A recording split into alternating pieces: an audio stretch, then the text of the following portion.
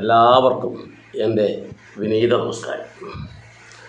പ്രിയ കുടുംബാംഗങ്ങളെ, കഴിഞ്ഞ ദിവസം നമ്മുടെ ആധ്യാത്മികം സംശയ നിവാരണം എന്ന് പറയുന്ന വാട്സപ്പ് കൂട്ടായ്മയിലെ അനിൽകുമാർ കാസർഗോഡ് നിന്നും ഒരു ചോദ്യം ചോദിച്ചു.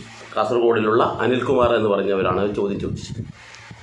അദ്ദേഹത്തിനുണ്ടായ ആ സംശയം നിരവധി ആൾക്കാർക്ക് ഉണ്ടാകാറുണ്ട്. അപ്പോൾ അതുകൊണ്ട് തന്നെ ഇതിനു മുമ്പ് പലരും അത് ചോദിച്ചെങ്കിലും ഇത്തവണത്തെ ആ ചോദ്യം കേട്ടപ്പോൾ എനിക്ക് തോന്നി അത് എന്തായാലും പരമാവധി ആൾക്കാരിലേക്ക് ഈ ഒരു സംശയം ഉണ്ടാകും. അതുകൊണ്ട് തന്നെ ഇതിൻ്റെ ഉത്തരവും പരമാവധി ആൾക്കാരിലേക്ക് എത്തിക്കണമെന്ന് തോന്നിയത് കൊണ്ടാണ് ഇപ്പോൾ ആ സംശയത്തിനുള്ള മറുപടി നിങ്ങൾക്ക് മുന്നിലേക്ക് കൊണ്ടുവരുന്നത്. എന്താണ് ചോദ്യം എന്നല്ലേ? നമുക്ക് വളരെ വേണ്ടപ്പെട്ട ഒരാൾ മരിച്ചു. അച്ഛനാവട്ടെ, അമ്മയാവട്ടെ, മറ്റു കുടുംബാംഗങ്ങൾ ആരെങ്കിലും ആവട്ടെ, വളരെ വേണ്ടപ്പെട്ട ഒരാൾ മരിച്ചു കഴിഞ്ഞാൽ വിഷു ആഘോഷിക്കാൻ പാടുണ്ടോ? ഇതാണല്ലോ നമ്മൾക്ക് ഒരുവിധ ആൾക്കാർക്കെല്ലാം ഉണ്ടാകുന്ന ചോദ്യം. കുടുംബത്തിലൊരാൾ മരിച്ചു, പലരും പറയുന്നത് എന്താണെന്നറിയോ? 1 വർഷം കഴിഞ്ഞാൽ മാത്രമേ അവിടെ ആഘോഷങ്ങൾ പാടുള്ളൂ. അപ്പോൾ ഇങ്ങനെ ഒരു സംശയം അവിടെ ഉന്നയിച്ചപ്പോൾ കാസർഗോഡുള്ള തന്നെ മറ്റൊരു പ്രമുഖ വ്യക്തിയുണ്ട്, ഒരു ഗംഗാധരൻ എന്ന് പറയുന്നൊരു കുടുംബാംഗമുണ്ട് കാസർഗോഡുള്ള. അപ്പോൾ അദ്ദേഹം പറഞ്ഞത് എന്താണെന്ന് വെച്ചാൽ, ആ വാട്സപ്പ് കൂട്ടായ്മയിലുണ്ടായ ഒരു ചർച്ചയാണ്. അപ്പോൾ അദ്ദേഹം പറഞ്ഞു, നമ്മുടെ നാട്ടിൽ ഏതെങ്കിലും തരത്തിൽ ഏതെങ്കിലും ഒരു ആചാര്യം പറയുകയാണ് നിങ്ങൾ ആഘോഷിച്ചോളൂ എന്ന് പറഞ്ഞു എന്നിരിക്കട്ടെ. അങ്ങനെ പറഞ്ഞെങ്കിൽ ആ നാട്ടിലുള്ള മറ്റുള്ളവർ കരുതൽ എന്താണെന്ന് വെച്ചാൽ, സ്വന്തം അച്ഛനല്ലേ മരിച്ചത്, സ്വന്തം അമ്മ പോലും മരിച്ചിട്ട് അവരവിടെ ആർഭാടമായിട്ട് വിഷു ആഘോഷിക്കുകയാണ് എന്നിങ്ങനെ പറഞ്ഞ് അത് അവർ കേൾക്കത്തക്ക രീതിയിൽ തന്നെ പറയും. അവരുടെ മാനസികമായിട്ട് അവരെ തളർത്തുന്നൊരു ചർച്ച വരെ ആ നാട്ടിൽ നടക്കും എന്നാണ് പറയുന്നത്. അത് കാസർഗോഡ് മാത്രമല്ല, സാധാരണഗതിയിൽ എൻ്റെ നാടായ കണ്ണൂരിലും മറ്റു പല സ്ഥലത്തും ഇത്തരത്തിലുള്ളത് കാണാം. കാരണം വിഷുവിന് മുൻപ് ചിലപ്പോൾ 6 മാസം മുന്നേ ആയിരിക്കാം, 8 മാസം മുന്നേ ആയിരിക്കാം അവിടെ ഒരാൾ മരിച്ചു പോയിട്ടുണ്ടാവാം. അതിൻ്റെ പേരിൽ ആ വീട്ടിലെ ആൾ ഒരു പുത്തൻ ഉടുപ്പ് ധരിച്ചാലോ, അല്ലെങ്കിൽ ഒരു വിഷുക്കൈ നീട്ടം വാങ്ങിയാലോ കൊടുത്താലോ, വിഷുക്കണി ഒരുക്കിയാലോ, അല്ലെങ്കിൽ വിഷുവുമായി ബന്ധപ്പെട്ട് എന്തെങ്കിലും ആഘോഷങ്ങളിൽ പങ്കെടുത്താലോ അവർ പറയുന്നത് ഇതേ കാര്യമാണ്.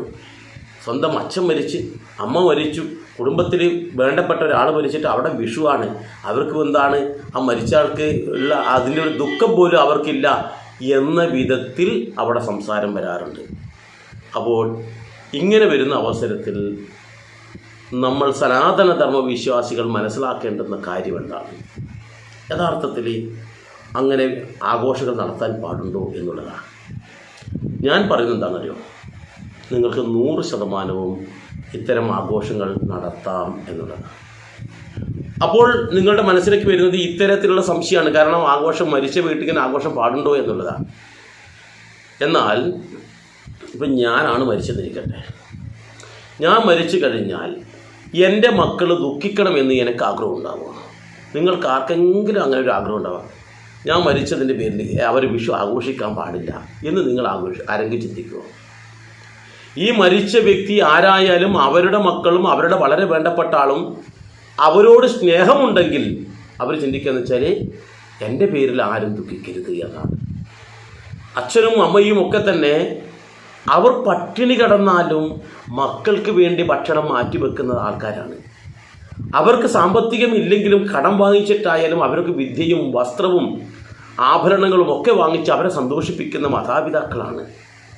അപ്പോൾ ഇത്തരത്തിൽ മാതാപിതാക്കളോ മറ്റു ബന്ധുമിത്രാദികളോ നമ്മളോട് സ്നേഹമുള്ളവരാണെങ്കിൽ ഒരിക്കലും നമ്മൾ അന്നേ ദിവസം പട്ടിണി കിടക്കണമെന്ന് ഒരിക്കലും അവർ ചിന്തിക്കില്ല. അവരൊക്കെ ചിന്തിക്കുന്നത് എന്താ അറിയോ?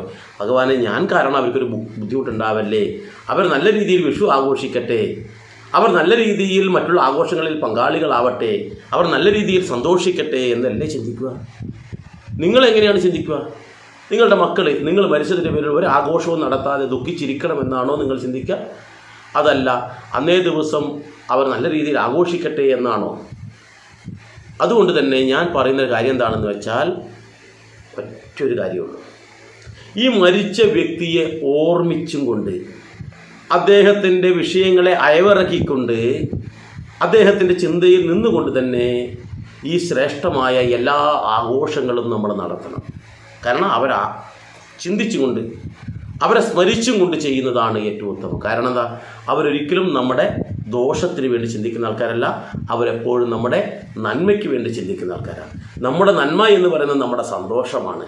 നമ്മുടെ സന്തോഷം എന്നും നിലനിൽക്കണമെന്ന് ആഗ്രഹിക്കുന്ന ഒരു വ്യക്തി മരിച്ചു കഴിഞ്ഞാൽ നമ്മൾ എന്തിനാണ് ദുഃഖം നടിച്ച് അങ്ങനെ ഇരിക്കേണ്ട ആവശ്യം എന്താണ്? യഥാർത്ഥത്തിൽ ആ ദുഃഖം ഉണ്ടോ നമുക്കെല്ലാവർക്കും? മരിച്ചിട്ട് എത്രയോ ദിവസം കഴിഞ്ഞാൽ നമ്മുടെ ദുഃഖം കുറഞ്ഞു വരിക. പിന്നെയും നമ്മുടെ ദുഃഖക്കടലിലേക്ക് തള്ളിയിടേണ്ട ആവശ്യമുണ്ടോ? അതുകൊണ്ട് വിഷു, അതുപോലെ തിരുവോണം, ഇങ്ങനെയുള്ള ഒരാഘോഷവും ഒരു മരണത്തിൻ്റെ പേരിൽ മാറ്റി വെക്കരുത്. പല വാലായ്മയുള്ള സമയത്താണെങ്കിൽ അത് ആചരിക്കുക, അല്ലാത്ത സമയത്താണെങ്കിൽ കൃത്യമായിട്ട് നമ്മൾ വിഷു ആയാലും തിരുവോണമായാലും ആഘോഷിക്കണം.